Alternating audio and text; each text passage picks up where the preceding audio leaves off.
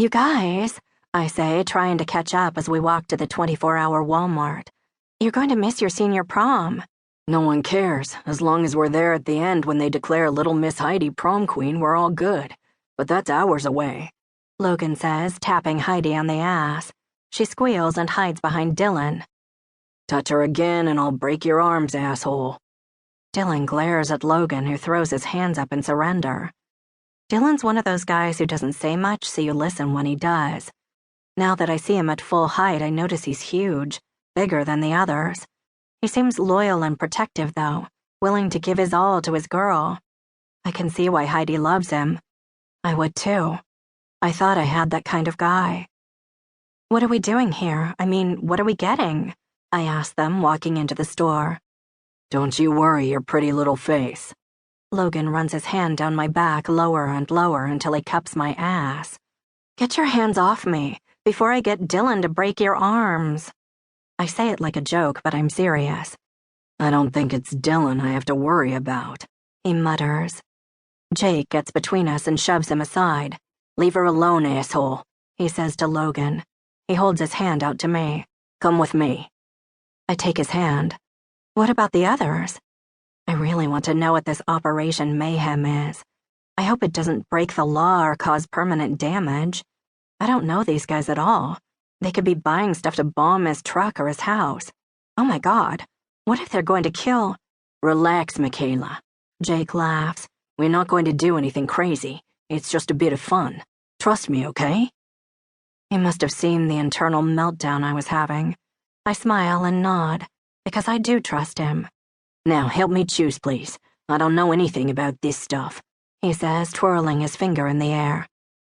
Huh? I look around and see that we're in the men's formal wear section. Oh, okay. I glance at him. He's still wearing his suit pants and a plain white tank, which shows off his broad chest and muscular back. What's wrong with what you're wearing? I ask with a raised eyebrow. Ha ha, he says flatly. It would be fine if I wanted to look like Eminem circa 2001. We both laugh. I'm thinking a black shirt and blue tie go with your dress and flower. He starts sifting through the racks. I look down at myself. My mind is so hazy that I had forgotten what I was wearing. He pulls out a black dress shirt and slips it on. He looks at himself in the mirror, then shrugs it off. He removes the tag and puts it in his pocket, then puts the shirt back on and starts buttoning up. I look away, because watching him dress feels too intimate. Plus, I think he might be stealing, and I don't want to be an accomplice. I head over to the accessories where there are $2 ties galore. I find a blue one that matches the little dahlia pinned to my dress just under my breasts. He saunters over and smiles. Here, this one should do. I hold it out to him. Perfect. He grabs the tie from me and frowns. My mom's going to be so disappointed. He laughs.